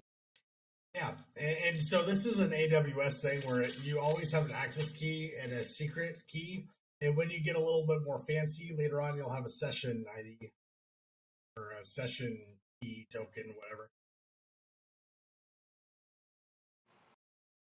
So secret key, let me go ahead and copy paste that.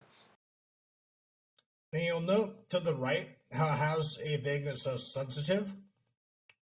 Yep. Make sure to check that for the secret key.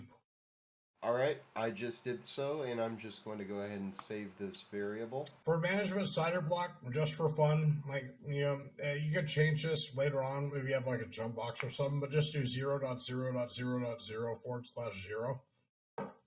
What would you like me to change again?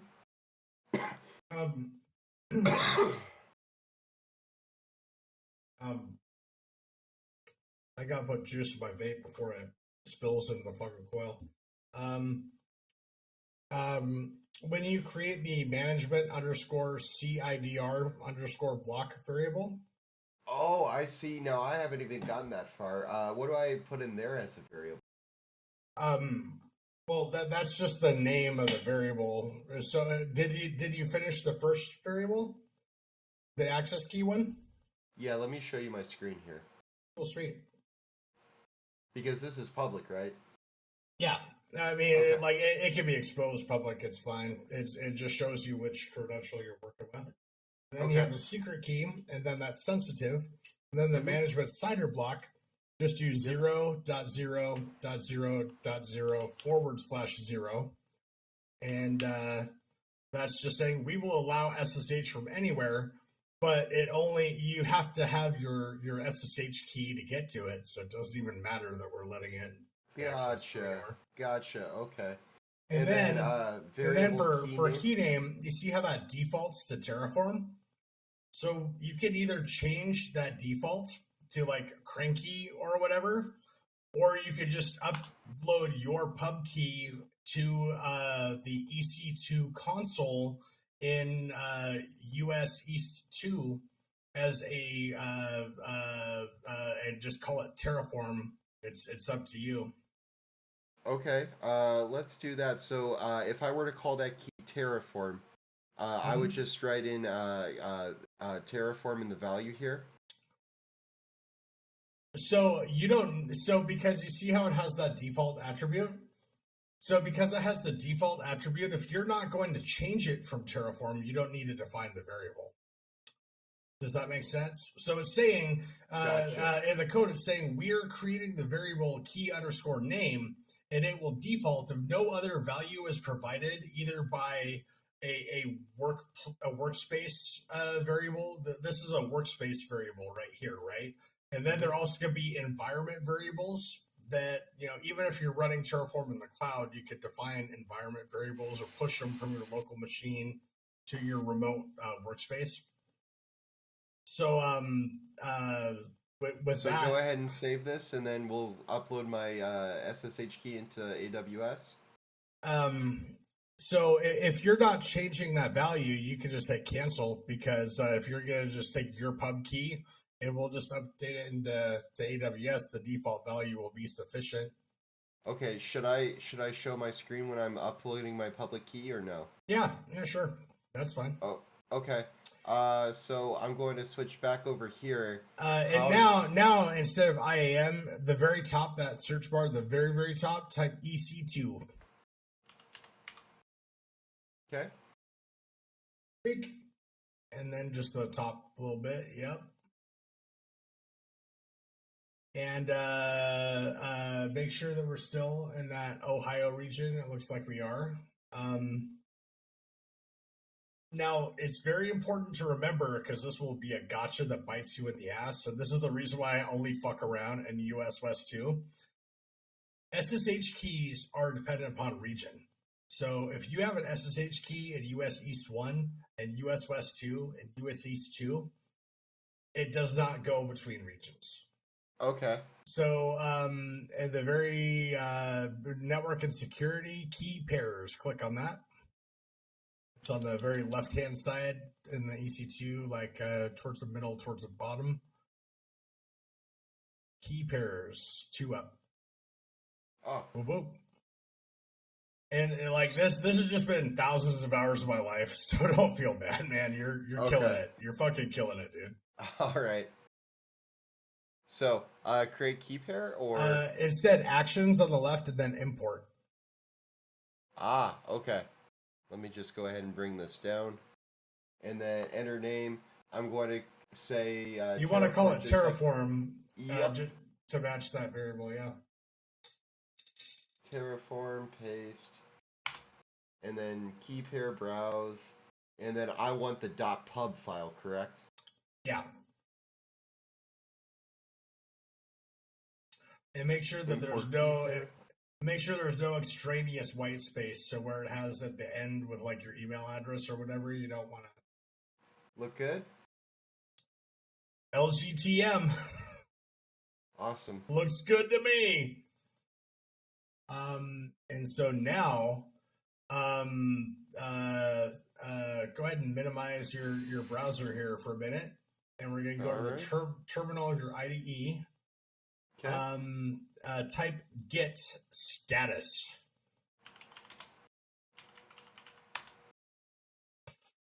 So, so it has modified variables TF. Mm-hmm. Don't think we modified anything else. That's just what I changed. Yeah, that's just what you changed. But what about the backend.tf that we made or whatever? Or did we not ever make that file? Yeah, oh, wait, no, it's right here. It's right there. So that says untracked. So I'm just not seeing because of the resolution. So you have one where it's modified and one that's untracked, right? So type now git space add, and then period. Is there a space between add and period? Yes. Okay. All right. And now type git status just to get in the habit. So now you see the changes to be committed, and so now we're gonna do our first commit, right? We're gonna type a git commit, and then space -am. A is for all, and M is for message, and then space double quote. The best rule of thumb for commit messages is try to keep them under 60 characters. Okay. And so like what we did here was modified variables.tf created backend.tf. Variable.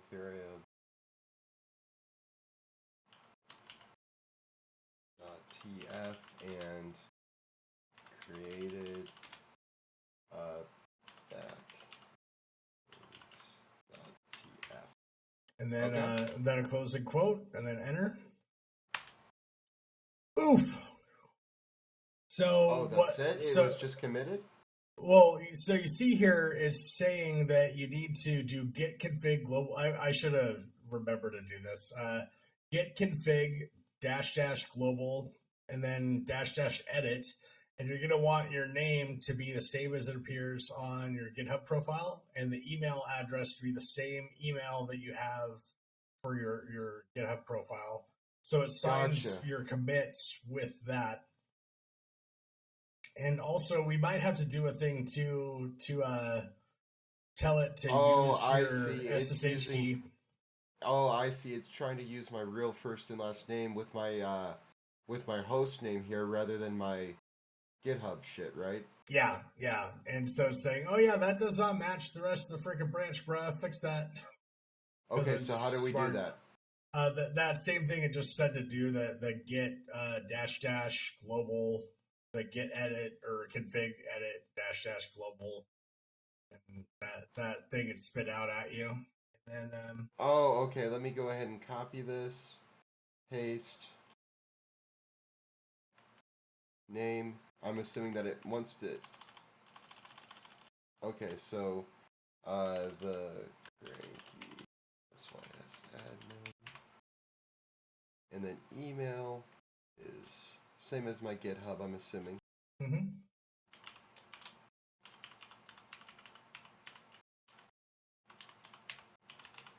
You're not going to save the VODs, are you? say the video on demand. Yeah. No, I'm not saving them. Okay, cool. Just because I don't want my actual email out there and shit like that. Yeah, if you want, I can mute the screen if you want. No, it's fine. It's all good now. So, Control X, yes, and then reset author.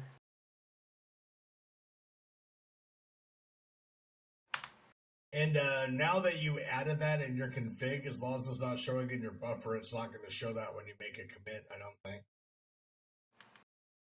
Okay, so now committer is yes, and then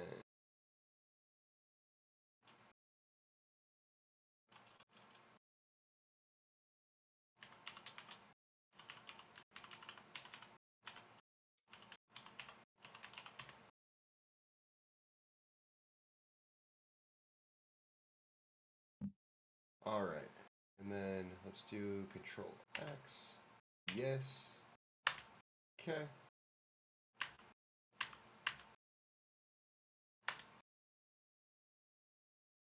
So let me bring this up again.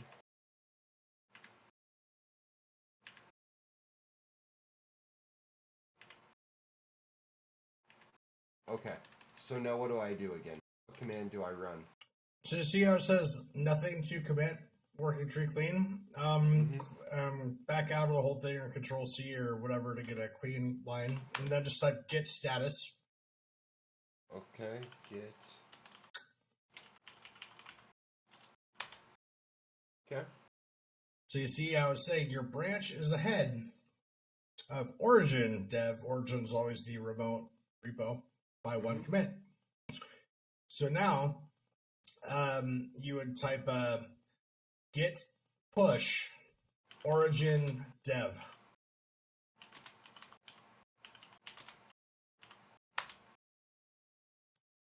Hey, is that good? Yeah, you just pushed your first commit via Git, bro. Now if you Damn, go bro, look, you just popped my cherry, man. fuck yeah, dude. That's I do that all the time, man. I even Taking my did this. fucking DevOps V card over here. I even did this for, so there's a guy who just got onboarded onto my team. Like he started in like the end of he's an older cat too, right? He's been around the block longer than me. I did the same thing with him, you know, at work the other day. Did the same fucking thing, man. And this makes my dick hard, man. This is what fucking DevOps is about. It's making the world better. And so many fucking people don't get it. That's why when you look at the top 2022 tech jobs, like software engineers, like number 6, DevOps is 1, and cloud architects number 2. Gotcha. And so many people on Tech Talk look down on us lowly fucking sysadmin Unix grunts when it's like, oh yeah, you don't know how to fucking do infrastructure as code, bro. Right.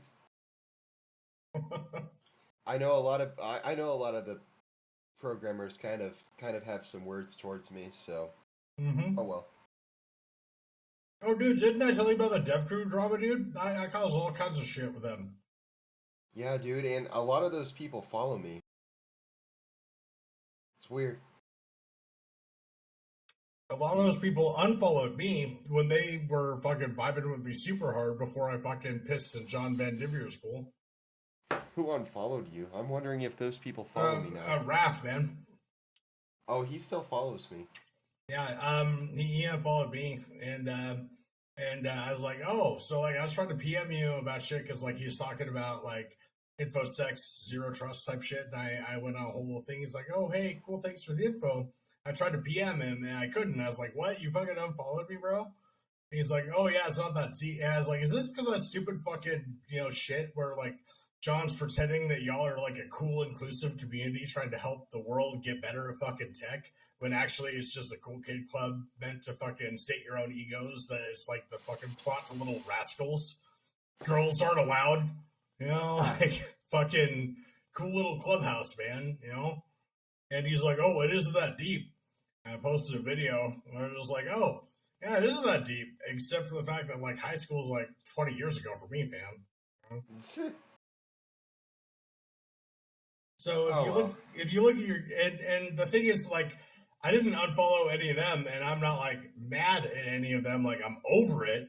It's just fucking shitty that like they caused internet drama in my life when like I've gone to so much therapy. I haven't had internet drama in years. It kind of made me be like, what is this like really fucking happening, dude? Yeah, a lot of the kids on TikTok are. I tend to stay away from it, and same thing goes for me with fucking sys engineer server. Like I'm just going to step away from it. It's all a bunch of tier 1s anyway. I don't need to be a part of your community. If you want to ban me for posting a link in the wrong channel, that's on you. I didn't do anything wrong. It's not like I murdered somebody. Yeah, you know what I mean? We're just trying to fucking share cool content, man. You know, whatever, dude. Get over it. You know, you don't need to have like an exclusive monopoly over people in your community only being in your community. That's not how community works. Right. So, and that's the same beef you're just talking about is the same beef that I have with fucking them. Because, like, I wouldn't have even been trying to fucking join their stupid little cool kid club if I knew it was a cool kid club instead of an inclusive community trying to help people. You know, like that's not my vibe. And right. But there's still like fucking a lot of cool people in that thing, dude. Like I'm even though Raph thinks that I'm not cool enough to follow anymore, I still follow him and think his shit's cool. I like the fucking one dude who always posts the funny shit. And fucking Lawrence, Syrian, fucking Whittington, those guys are cool as fuck, man. You know? Shit, I bet even John would be fucking cool as fuck if he wasn't like, you know, emo and fucking like, you know, inconsistent reinforcement with me and like will fucking talk to me and vibe and then like ghost me and shit. Like, I don't got time for that. Right. So if you look at the GitHub repo, it'll show that you have recent commits pushed to dev. Oh, you mean in the web browser? Yeah, in the web browser. Okay. And I should go over to my repos, right? Yep. Okay. Click the little linky link at the top. And so you see there where it had dev had recent pushes. Don't hit compare and pull requests, but the little drop down on the left underneath that says main, change that to dev. All the way on the left of that same bar. Just left to right where you're at, where it has all the way to the left. Left. Oh. There. Yeah. Dev. And so you see how you have those pushes. It was just a few minutes ago. Now, if you go to your Terraform workspace, that push will have triggered a Terraform plan. And you'll see that, and it runs 2 to the left of variables is currently highlighted. Oh, wait. No, we have to do a manual run first. So click Overview. And then all the way to the right where it has Actions. It's all the way to the right of just where you're at the same level. Up, and to the right. Yeah. And then Start New Plan. And reason for starting plan, I fucking felt like it. Plans are just a list of shit you never do before you die. All right, and then start plan? Yep.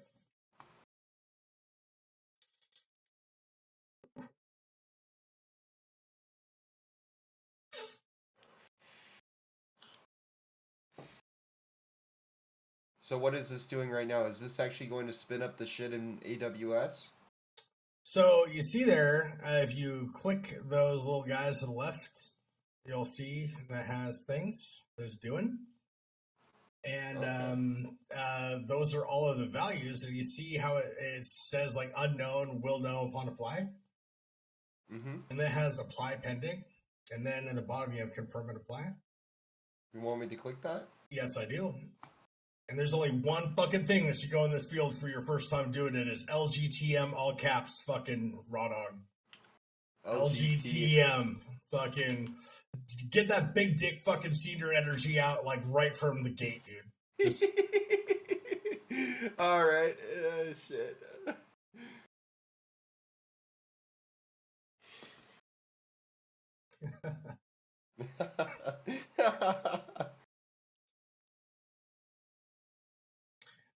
It was probably like 6 weeks I was working at Hashi before somebody said LGTM, and the guy was actually like a senior staff, you know? Like not just a senior, but like a staff engineer, right? Or a principal or whatever. Like somebody, I'm never going to have that level of responsibility and competence with this shit. And he said LGTM on one of my fucking, as a response to one of my things, I was just like, I started fucking busting up laughing. I was just like, dear God.